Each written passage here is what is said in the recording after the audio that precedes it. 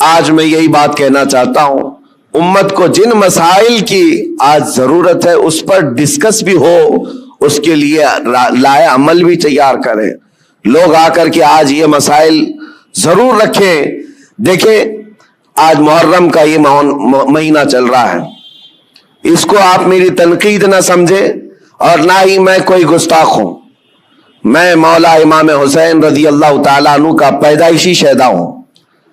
الحمدللہ ہمیں ہمارے گھروں سے یہ گٹھی میں پلائی ہوئی محبت ہے، لیکن محرم کے آتے ہی جتنا ایکٹیو ہمارے محلے ہوتے ہیں، سارے جگہ پر ایک جگہ 51 دیگ کھچڑا بنا ہے، دوسری جگہ کمپٹیشن میں 100 دیگ کھچڑے بنائے، 51 دیگ 100 دیگ، ٹھیک ہے پکاؤ کھلاؤ، لیکن ایک بات میں آپ کو بتاؤں، کھلانا ثواب ہے، کس کو کھلانا؟ پیٹ بھرے ہوئے کو کھلانا؟ یہاں تو حال یہ ہے جو خود گھر میں کھا کھا کر موٹے ہو چکے وہی کھچڑا کھانے بھی آ گئے۔ کوئی ایسا بندہ تو ہمیں نظر نہیں آیا جس کے گھر میں ایک روٹی بھی نہیں ملتی اور وہ آ کر کے کھا گیا ہو تو اس کے لیے ثواب ہی ثواب ہے۔ غربا اور مساکین کو کھلانا بہت بڑا ثواب ہے۔ سرکار غوث پاک نے تو فرمایا میں نے ساری نیکیاں الٹ پلٹ کر دیکھ لیا، صرف 2 نیکیاں ایسی نظر آئی جو رحمان کو سب سے زیادہ محبوب ہیں، انہوں نے اپنے ملفوظات میں لکھ دیا ہے، فرماتے میں نے ساری نیکیاں چھان کر دیکھ لی، 2 نیکیاں جو سب سے زیادہ اللہ کو پسند ہے، ایک بھوکوں کو کھلانا، دوسرا ننگوں کو کپڑا پہنانا۔ لیکن یہ شرط بتائی کہ بھوکوں کو کھلانے کا مطلب یہ ہے کہ جو غربت اور افلاس کی وجہ سے کھا نہیں پاتا۔ میرے اس کہنے کا مطلب یہ نہیں ہے کہ امیر لوگ کھچڑا نہیں کھا سکتے، تبرک نہیں کھا سکتے ہیں، ہم بھی کھاتے ہیں، آپ بھی کھائیں، سارے لوگ کھائیں، لیکن میرے عزیزو ہمارا کل اثاثہ لا کر کے کیا انہی ساری چیزوں پر ہی خرچ کرنا ہے؟ امت کے لیے ایسے مسائل ہیں، پورے محلے میں گھوم پھر کر کے ہم دیکھ لیں، ہمارے لیے ہمارے بچوں کے لیے کوئی ایسا کوچنگ سینٹر نہیں ملتا جہاں پر غریب بچوں کو پڑھا کر کے IAS یا IPS تک کی تعلیمات دی جا سکے، اس کے لیے کوئی سوچتا بھی نہیں۔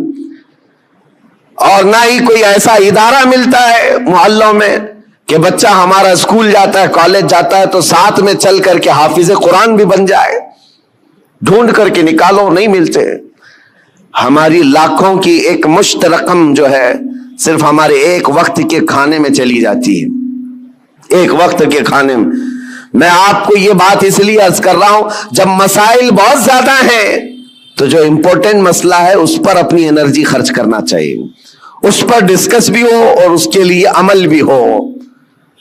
اور ایک بات میں آپ کو بتاؤں، اسرائیل کی ایک پرائم منسٹر لیڈی رہ چکی ہے، اس کا ایک انٹرویو ایک پترکار نے، ایک صحافی نے لیا تھا، جس کو بعد میں چل کر کے کئی سالوں کے بعد لیک کیا گیا۔ اس نے انٹرویو میں جو پوچھا تھا اس لیڈی سے جو پرائم منسٹر تھی اسرائیل کی، کہا کہ آپ کی بہت بڑی مخالفت ہو رہی ہے کہ آپ ایک ایسی پالیسی پر عمل کر رہی ہیں جس سے پورا ملک جو ہے آپ کے ساتھ نہیں کھڑا ہے، پارلیمنٹ کے جتنے ممبر ہیں وہ آپ کے لیے اتفاق نہیں رکھتے، کیا بات ہے؟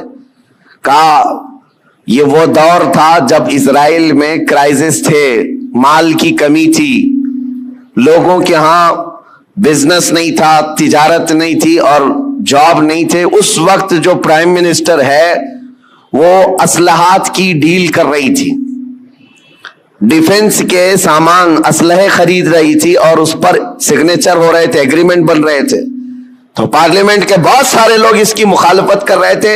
آج ضرورت کس بات کی ہے اور تم کیا کر رہی ہو؟ کھانا پانی ان کو نہیں مل رہا ہے، ان کو کھانے پانی کا انتظام کرواتے، نہ کہ تم جو ہے ڈیفنس کے ہتھیار خریدتی۔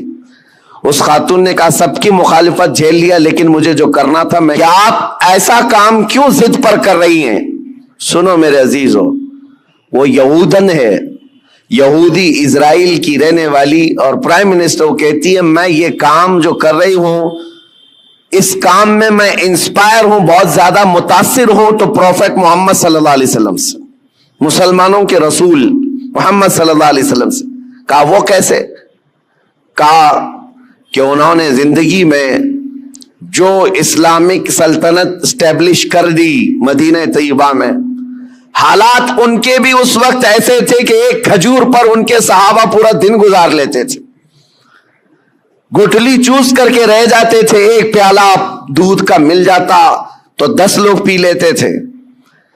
اور وہ کہتی ہے میں نے ان کی تاریخ پڑھی، ہسٹری پڑھی ہے، جس دن پروفٹ محمد صلی اللہ علیہ وسلم کا انتقال ہوا اس دن ان کی بیوی کے گھر حضرت عائشہ صدیقہ کے گھر میں چراغ جلانے کے لیے تیل بھی نہیں تھا۔ جس دن حضور پاک کا انتقال ہوا اس دن چراغ جلانے کا تیل بھی نہیں تھا۔ وہ ایسی سادی زندگی تو گزار گئے، لیکن وہ خاتون کہتی ہے چراغ جلانے کے لیے تیل تو نہیں تھا، لیکن سب سے قیمتی اور سب سے عظیم اس زمانے کے 9 تلواریں ان کی دیوار پر لٹکی ہوئی تھی۔ گویا کہ اس محمد صلی اللہ علیہ وسلم نے یہ میسج دیا تھا کہ کھانا ایک وقت کا کھا کر نگل لو گے، دوسرے وقت پھر بھوک لگے گی، دوسرے وقت کا کھا لو گے، تیسری بھوک پھر لگے گی، لیکن تمہارے لیے امت کے ڈیفنس کے لیے جو چیز چاہیے تھی وہ محمد صلی اللہ علیہ وسلم نے وقت کی ضرورت کو محسوس کر کے پہلے سے میسج دیا تھا۔ وہ اسرائیلی یہودن کہتی آج میرا یہ عمل ہو سکتا ہے 40 سال بعد آنے والی میری قوم دیکھ کر فخر کرے گی کہ ہمارے لیے کتنی محفوظ پناہ گاہ یہ بنا کر کے چلے گئے۔ میرے عزیزو، میں تعریف کے لیے نہیں کہہ رہا، بات یہ کہہ رہا ہوں، یہ ہوتی ہے قوموں کی تعمیر۔ آج ہم تو کھچڑوں میں رہے، کھچڑا ناجائز نہیں ہے، کھانا چاہیے، اچھا ہے، گھر میں بناؤ، جب من کرے کھاؤ، لیکن اس کے لیے اپنے لاکھوں روپے کی لاگت محلوں میں اس طرح سے تقسیم کر کے ختم کر دینا۔ ہاں اس کو حق بنتا ہے وہ حلوہ بھی کھائے، کھچڑا بھی کھائے، لیکن ساتھ میں امت مصطفیٰ کے مستقبل کے لیے عمارت بھی کھڑی کرے، اس کو یہ حق بنتا ہے۔ میرے عزیزو، مجھے ایک بات یاد آتی ہے، ہمارے ایک استاد، ان کی یہ سوچ تھی، وہ مثال کے طور پر میں عرض کر رہا ہوں، ہمارے ایک ساتھی نے ہماری شکایت کی کہ حضرت جو کپڑے پہننا ہے سارے طلبہ کو، اس کے علاوہ ایکسٹرا یہ کپڑے پہن لیتا ہے میرے بارے میں۔ کہا یہ صدری پہن لیا یا جاکٹ پہن لیا، کہا جو اسٹوڈنٹس طلبہ پہن رہے ہیں اس کے علاوہ ایکسٹرا یہ۔ تو انہوں نے کہا کہ بالکل میں سب کو برابر دیکھنا چاہتا ہوں، کس کو کیا پہننا چاہیے۔ اور اس کے بعد انہوں نے ایک جملہ کہا تھا ان کو شکایت کرنے والوں کو، کہا اس کی طرح 4 صفحے سبق تو بھی سنا دے اور تو بھی ایسی کپڑے پہن لے۔